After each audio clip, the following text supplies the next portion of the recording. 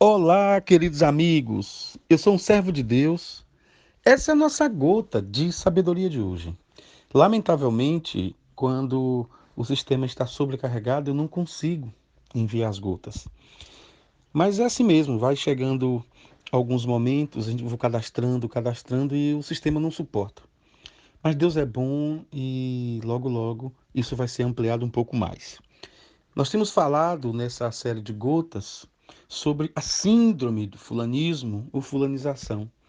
E é muito comum quando nós olhamos para a história de Adão e de Eva, no capítulo 3 do Gênesis, como essa terceirização, essa fulanização aparece. Como eu disse na última gota, a Deus vai a Adão e ele diz: Foi a mulher que tu me destes. É como se ele dissesse assim: A culpa é sua, Deus. Ele vai a Eva e Eva disse: Foi a serpente. Sabe aquele momento que as pessoas deveriam assumir as responsabilidades? Sabe aquele momento que eu deveria dizer assim: olha, eu errei, eu vou assumir o meu erro. A culpa não é de A, de B, de C, não é de fulano, de Beltrano, de Ciclano, a culpa é minha. E eu vou aprender com a minha culpa, eu vou aprender com o meu erro, eu vou aprender com a minha falha, com a minha falta de vigilância, eu vou aprender com tudo isso que aconteceu. Agora perceba bem, quando uma pessoa vive essa síndrome do fulanismo, da fulanização, ela tira o olhar de Deus. E quando tiramos o olhar de Deus, nós achamos que Deus é um tirano, nós achamos que Deus não perdoa, nós achamos que Deus se comporta como comporta-se os homens, porque o homem é assim, bateu, levou. O homem é assim, se você faz alguma coisa, ele espera anos e anos para pagar, para vingar. E o que me chama a atenção na história de Adão e de Eva, e eu até citei na primeira gota, é que o amor de Deus o tempo todo está presente. Deus não deixa de responsabilizar Adão e Eva. Deus não deixa de dar a eles as responsabilidades, inclusive as implicações. Veja que a conta deles é uma conta alta. Mas o que me chama a atenção é que no verso 7 do capítulo 3, eles, ah, eles constroem para ele uma espécie de tapa-vergonha, de tapa-erro. É como se eles dissessem assim: Poxa, eu errei. Então, eles tiram folhas, e o texto vai dizer isso, abriram-se então os olhos de ambos, e eles começaram a perceber a nudez que eles estavam. E quando eles tiveram essa percepção da nudez, eles retiraram folhas de figueira e fizeram cintas para si. É como se eles tivessem uma espécie de roupa topless, apenas tapando essa região das partes íntimas. E isso é o máximo que eles conseguiram fazer. O engraçado é que quando nós queremos resolver as coisas do nosso jeito, nós fazemos sempre o mínimo do mínimo. Mas quando entregamos nas mãos de Deus, a ação de Deus é completa. Quando entregamos nas mãos de Deus, a ação de Deus é restauradora.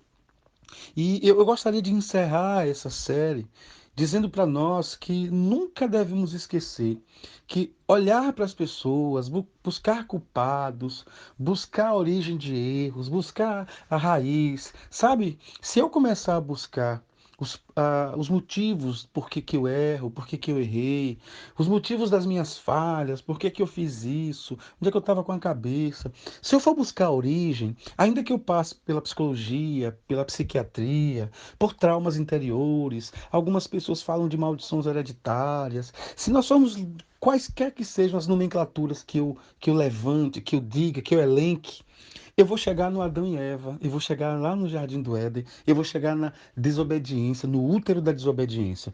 Então, o que mais me importa não é como eu errei, como, por quê, sabe? O que mais importa é o seguinte: o que é que eu vou fazer com o meu erro? Eu faço desse erro um processo de fulanização, de fulanismo. Eu começo a atribuir culpas à minha história, às pessoas que passaram, um abuso, a isso e aquilo, ou eu simplesmente digo assim: eu errei. Inclusive, tentei arrumar o meu erro, tapando aqui essa região, tapando o meu coração, tapando isso, tapando aquilo, mas o verso 21 é uma das coisas mais lindas da Bíblia, do capítulo 3. No verso 1 diz assim: Fez o Senhor, olha que coisa forte, fez o Senhor Deus vestimenta de peles para Adão e sua mulher, e os vestiu. Meus queridos, minhas queridas, eu vejo isso aqui como cuidado de Deus, como amor de Deus.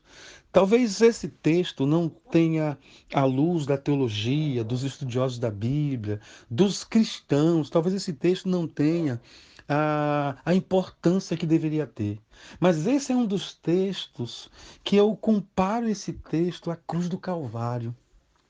É na cruz que esse protótipo, que essa tipologia se concretiza. Porque aqui ele mata um animal, um sacrifício.